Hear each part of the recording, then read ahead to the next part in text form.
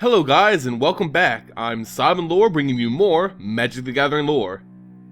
With the seeming conclusion of the Tarkir story arc, I believe it's time to finally reveal the full story of one of Magic's most conflicted characters, that of course being the draconic shaman planeswalker, Sarkhan. This planeswalker story is quite expansive, as he has been involved in a number of key stories and events through Magic's recent history. Yet many, including myself, have a hard time judging this character's motivations. So with that, let's peel back the veil on Sarkhan's past. So Sarkhan is a child of the plane Tarkir. Tarkir of course being a world full of conflict, war, and strife. On his home exist warring clans controlled by Khans, who all seek to conquer and subjugate each other. As you can imagine, it's a pretty tough world to grow up on. On my world of Tarkir, the dragons have been driven to extinction by the 5 warrior clans. The fiercer Mod have conquered the wastes. My former clan had swift horses and swifter tempers. The monks of the Jeskai clan are masters of the mystic arts, cunning, controlled, and disciplined. The fierce Tiber have come to dominate the icy frontier, savage opponents with ferocious hearts. The Sultai and their undead servants rule a decadent empire, ruthless serpents decked in stolen treasures. And the Abzan have become unstoppable desert warriors, enduring, loyal, and surprisingly hard to kill. Sarkhan started his life as a mere soldier, nothing more than a pawn in the forces of the Mardu Horde.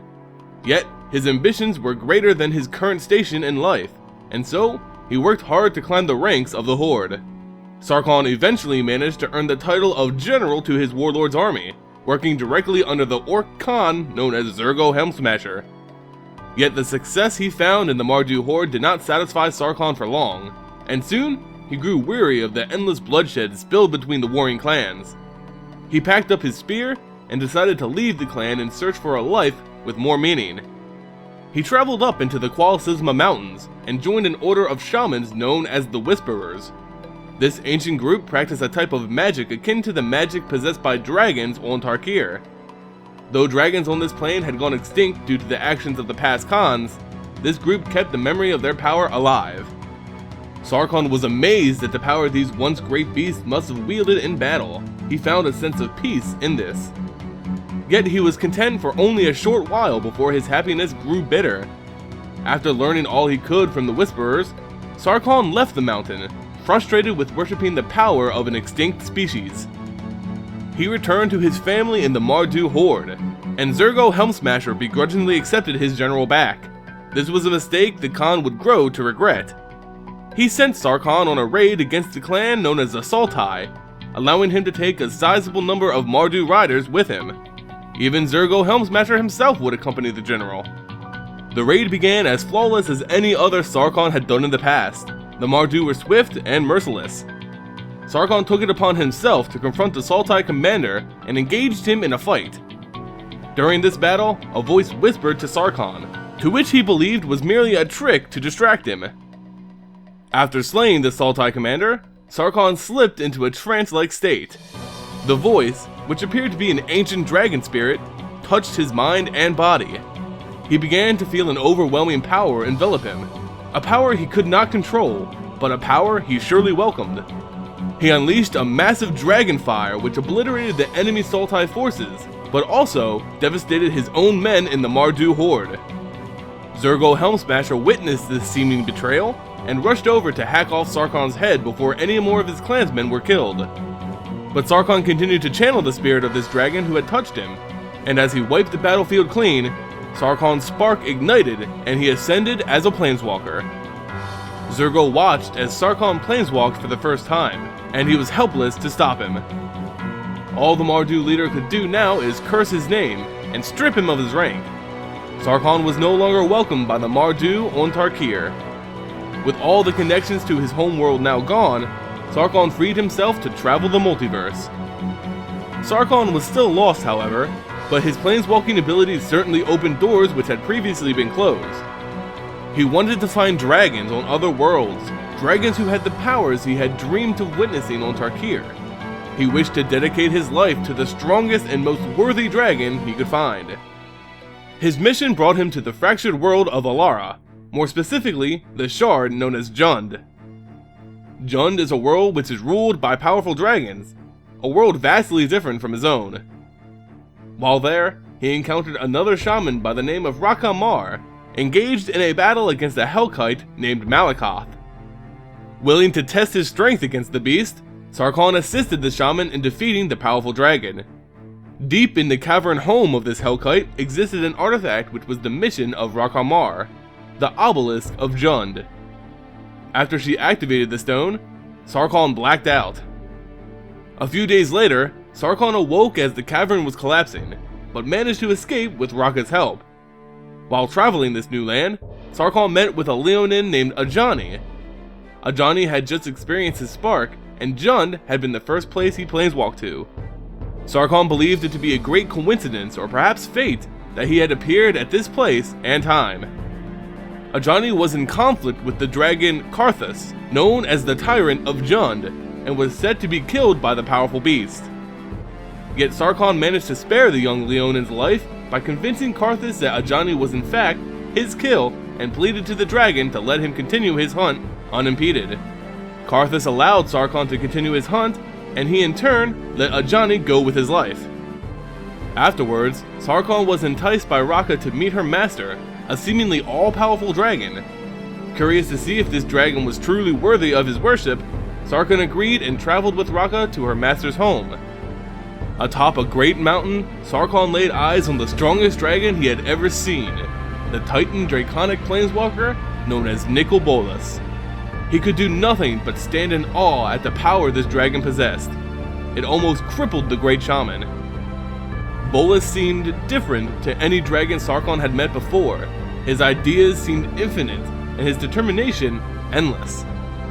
Yet the way he carried out his plans were a far cry removed from what he knew about dragons from his travels. In any case, Sarkhan dropped to his knees and pledged his allegiance to Bolas. Agreeing to his new minion, Bolas exchanged blood with the shaman, enhancing his powers as a planeswalker incredibly. On his first mission as a pawn of Bolas, Sarkhan was given the task of activating the obelisk of Esper. This was all part of the plan forged by Nicol Bolas to remake the world of Alara by forcing all 5 of its shards back together as a single world. If you'd like to know more about this subject, you can check out my video on Alara lore here, but for this video, let's continue discussing Sarkhan's role. After activating the obelisk, Bolas rewarded Sarkhan with his own flight of dragons to command, one of which being the brainwashed Karthus who he had tricked earlier. With this new force of 5 dragons, Sarkhan was charged with goading a war between the newly combined shards of Naya and Jund. While attempting to complete this mission, Sarkhan witnessed Nicol Bolas as he fed upon the great maelstrom of mana which formed at the center of Alara. Again, you can learn more from my Alara video, but basically, Nicol Bolas was defeated during this conflict, and Sarkhan's mind began to unravel at the sight of his master's defeat. After their defeat on Alara, Sarkhan was still devoted to his master, but sensed that he had lost a great deal of respect for this supposedly undefeatable entity. But still, he followed the dragon's orders, and this next order was to follow a planeswalker known as Liliana Vess. Bolas told him of the power she controlled with the Chain Veil, yet the extent of the dragon's interest in her power is not known, not even by Sarkhan. That mission, however, was quickly recalled for an even more pressing operation on the plane of Zendikar. He was instructed to wander an area called the Eye of Ugin, but was given no other orders outside of that. As he wandered, Sarkhan began to reminisce about his time as a soldier on Tarkir, and spoke to himself, wondering about his purpose. With his mind wandering ever further, Sarkhan began to believe that this was in fact a punishment set by Bolas for some failure of his on Alara. His mind snapped back to reality when he heard the cries of a young girl in distress. Sarkhan discovered that a young pyromancer named Chandra Nalar was being attacked by a vampire. After saving the girl, Sarkhan threatened her, believing her to be a threat to the Eye which Bolas instructed him to protect. Chandra then detonated a powerful spell next to Sarkhan, which seemingly failed, but still managed to impress the shamanistic planeswalker. he decided to lead the pyromancer deeper into the mountain towards the Eye of Ugin, slowly revealing what it truly was and what his true purpose had been. All this time, Sarkhan had been plagued by voices coming from the Eye itself. He had no idea what they were, but he knew they were instructing him. He believed it to be his master Bolas, so when the voices told him to attack Chandra, he did so without hesitation. Sarkhan took the form of a giant dragon and assaulted the pyromancer. From this point on, they fought, and the planeswalker Jace Balaran became involved. This conflict, along with what happens afterwards, can be found in my video on Chandra and Alara, which you can find here if you'd like. Basically, the combined efforts of Chandra and Jace were enough to defeat Sarkhan and resulted in the release of the ancient Eldrazi. The Eldrazi being great godly beings of colorless mana which were trapped within the Eye of Ugin. Sarkhan awoke later, lying on the floor of the Eye's chamber. He reflected upon his defeat as he made his way to the top of the mountain where the Eye was positioned. When he reached the peak, he found the rotting corpse of a dragon that a group of Eldrazi spawns were birthing from. This angered Sarkhan, to which he destroyed the spawns and laid the corpse to rest.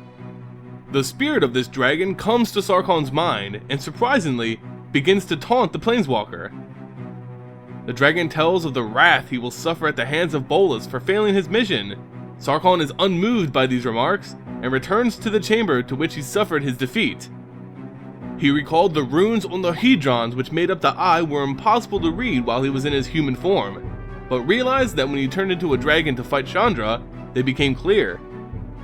He once again took this form and learned that he could read from the runes. He attempted to restore the Eye to its previous state, but he found it to be impossible. He began to contemplate even further. Maybe it was Bolas' plan all along to have this prison shatter. After all, it took these specific events to occur for it to break successfully, and Nicol Bolas has been known to orchestrate events such as this. Fueled with a new resolve for his master, Sarkhan tears off a chunk of the hedron and heads back to his Dragon Lord. Sarkhan finds himself in his master's meditation realm, where he is forced to meet with Nicol Bolas. He attempts to hide the hedron piece, hoping to keep it as a reminder of his deeds, but keeping anything secret from Nicol Bolas is difficult. When Master and Minion meet, Bolas reveals that he did in fact orchestrate the event which took place on Zendikar.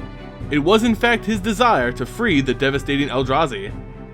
Bolas described how he wished to undo all of the works of the ancient spirit dragon known as Ugin, and boasted how he had destroyed Ugin much to the surprise of Sarkhan.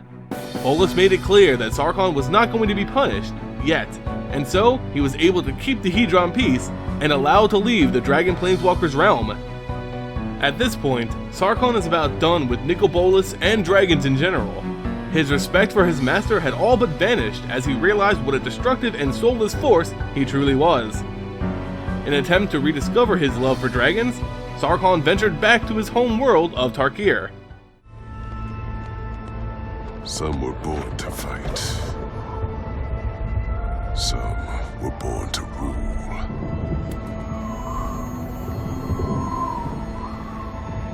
I was never born at all.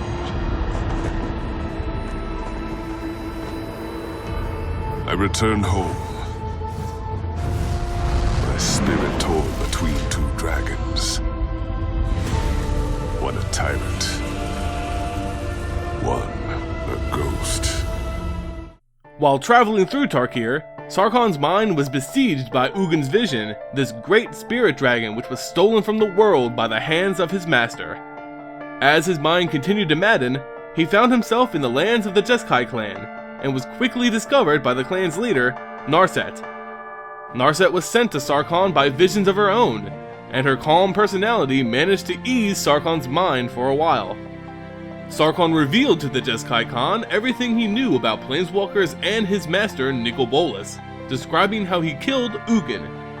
Narset too had visions of other worlds and so believed everything the deranged man was saying. She also told Sarkhan that Ugin was in fact the soul of Tarkir, and his death caused a great imbalance to the plane. She agreed to take Sarkhan to Ugin's tomb, hoping it could bring some comfort to the shaman. On their travel, they forged a great bond of respect and friendship.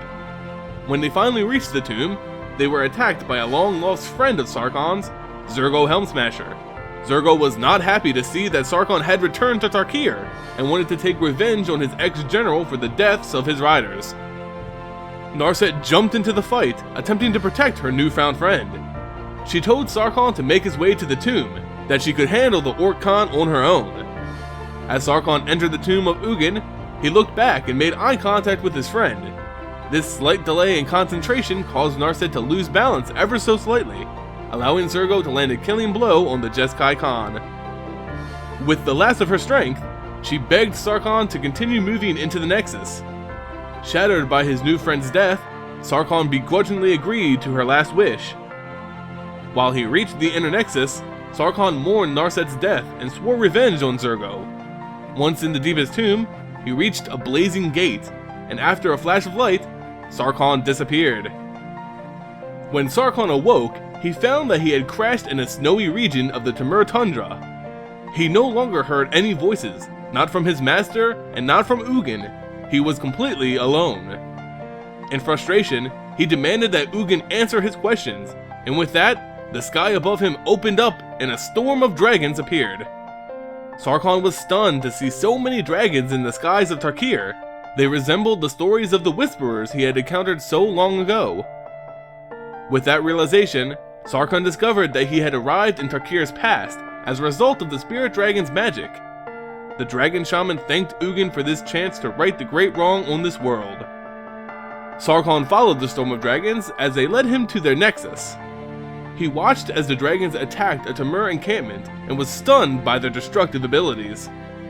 Yet he watched as these powerful creatures were ripped to shreds by glowing claws which lit up the sky. He witnessed as the claw's wielder killed the dragons as he hopelessly stood by. Sarkhan came back to his senses and braced himself to defend the beasts who were being slaughtered. Yet as much as he wished to assist these dragons, he also remembered what Narset had told him about Tarkir's past. The people of Tarkir were much stronger than they were today as a result of living with dragons, and this clawed assailant was evidence of that strength. He soon tracked this mysterious and powerful figure and discovered that it was a Temur elder named Yasova Dragonclaw. She found that Sarkhan had been tracking her movements and ended up capturing the planeswalker. Sarkhan played the role of a foolish beggar in order to win the Dragonclaw's mercy. The ruse worked, and Yasova began to listen to Sarkhan's story. He told her of a voice he had once heard in his mind, the voice of the spirit dragon Ugin. Yasova was taken aback by this information, for she was attempting to find the location of Ugin's nest. For her and her people, the constant threat of dragon attacks was all too real, and she wanted them to end. She told Sarkhan that she was tracking the dragon storms to their origins, which had to be the home of Ugin. Yasova was also being contacted by a powerful entity through her mind, a force that promised her an end to her people's dragon plight.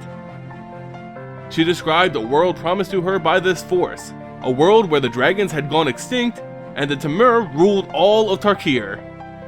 Sarkhan was shocked by this revelation, for the future Yasova was describing would never be a reality.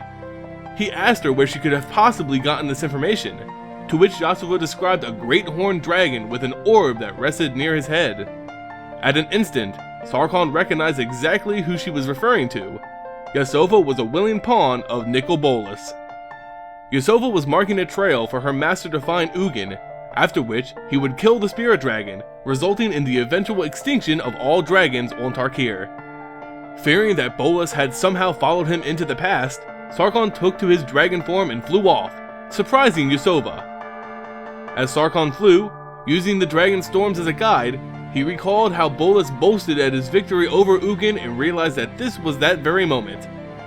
Nicol Bolas had not followed Sarkhan into the past, but rather, the past was occurring right in front of him. He tracked the dragons until they finally reached the Eye of the Storm, Ugin himself, yet he had arrived slightly too late, as Nicol Bolas had also found the spirit dragon. As Bolas tore reality apart with his very appearance, the two great dragons immediately engaged in battle. Sarkhan was still a good distance away as the fight began. He hoped that he could reach them and tip the tide of the battle in Ugin's favor. Ugin called to his fellow dragons on Tarkir to assist him, which they obeyed. As Ugin met Bolas blow for blow, the balance of power in the fight abruptly changed. Sarkhan noticed that the dragons who were originally called to assist Ugin were now in fact turning against him. At first he believed it to be some manipulation by the hands of Nicobolas, but then something came over his draconic mind. It was an order. It was simple but undeniable. Kill Ugin. Sarkhan could not fight this command, so he did the only thing he could think of. He shed his dragon form and fell from the sky. As he plummeted to the ground, he saw that the spell was in fact being cast by the shaman Yasova and not Nicobolas. But this changed nothing. Fearing his mind would be dominated if he took his dragon form, Sarkhan crashed to the ground. Yasova found the broken and barely breathing Sarkhan and began to heal the shaman planeswalker. She intended on making him her prisoner and squeezing answers out of him through torture. But before the healing spell was complete, Sarkhan gathered enough strength to lash out at his would-be healer and escape once again. While he was out of the fight, Ugin had been struck by the combined efforts of Nicobolas and his mind-controlled dragons. He had crashed into a chasm, mortally wounded. Sarkhan discovered this canyon, which was created as the spirit dragon fell from the sky, and at the bottom of the trench, he found Ugin, ready to breathe his last. Sarkhan could not handle his emotion. He was overcome by sadness and despair. He lashed out at the dying dragon, begging Ugin to tell him what he needed to do. Ugin then spoke directly to Sarkhan's mind, as he had done many times in the past, telling him only that he would always fail so long as he sought guidance instead of truth. As Sarkhan grew desperate to save Ugin's life, he turned to the small chunk of Hedron he had carried with him since Zendikar. As he activated the stone, the shard unfolded into an immense device, similar to the ones found on Zendikar. This giant Hedron then enveloped the dying dragon, forever preserving and allowing him to heal from his wounds. This small change was enough to impact history so much that Sarkhan's life became an impossibility in that timeline, resulting in him vanishing to what he perceived to be the present day of Tarkir. Now back on Tarkir, Sarkhan believes his mission was a success. He sees dragons roaming the skies once again, and the clans now serve dragon lords. The world is better, stronger, with less war and more prosperity for all. Yet the events of the past had left their marks on Sarkhan. Most notably is his newfound ability to manipulate blue mana. Our world of Tarkir was once a tomb. A graveyard for dragons, hunted and killed by the ancient Khans. But I was given a chance to change Tarkir's fate. I traveled back before the dragons died, and tipped the scales of history. When I returned to my time, I found you, Ugin, alive. The dragon tempest never ceased. Dragonkind never died out. The Khans fell. This world is not all as he intended, however. He has seen great changes, yes, but he still longs to know the reforged fate of his friend, Narset. He has found an old ally in the goblin Ankleshanker, now alive in this new timeline. Seen strong rivals fall in rank, such as the once powerful Khan turned Bellstriker Zurgo. But Narset, she was nowhere to be seen. Sarkhan traveled to the temples of the Jeskai, who are now identified by their dragon lord Ojutai. Surely, he would find some answers among their monks and masters. Yet one master only uttered that Narset was a heretic, and that she was no more. Even with this vague description, Sarkhan broke down in sadness, fearing that he had lost his friend for the second time. Still unsure what to believe in this new world and what he had truly done, Sarkhan now seeks answers from the only being that may be able to supply them, Ugin. Two have changed. I've thrown aside my own past. I'm a curiosity now, an orphan of time. But now, Tarkir is the world I've always longed for. Now, I fly with dragons! And that's where Sarkhan's story ends for now. Still, many questions need to be answered, but I'm confident that we will see more clarification of events with the coming block in which we return to Zendikar. As I said in the beginning of this video, Sarkhan Vol is a hard character to judge. For most of his life, he was the willing pawn of one of the biggest baddies in MTG history. But what were his true motives? Was he truly an evil man who served blindly to the strongest being he could find? Or was he a lost man who was so conflicted in his nature that he often found himself subjugated? In the end, I believe the advice Ugin gave to Sarkhan rings the most true. He spent his entire life seeking guidance from others, and thus, he was destined to always fail. It was not until he started seeking the truth for himself that he was able to fully break free from the rule of others and become his own entity. The future still holds a lot for Sarkhan Vol's story. Mainly, I want to see if he and Ugin will continue to work together as they deal with the continuing Eldrazi problem on Zendikar. In any case, let me know what you think about this shamanistic planeswalker in the comments below. Do you believe he has a role to play in the upcoming battle for Zendikar? If you enjoyed the video, please like and subscribe. It really helps when it comes to making future content. As always, thank you all for watching, and I'll see you next time.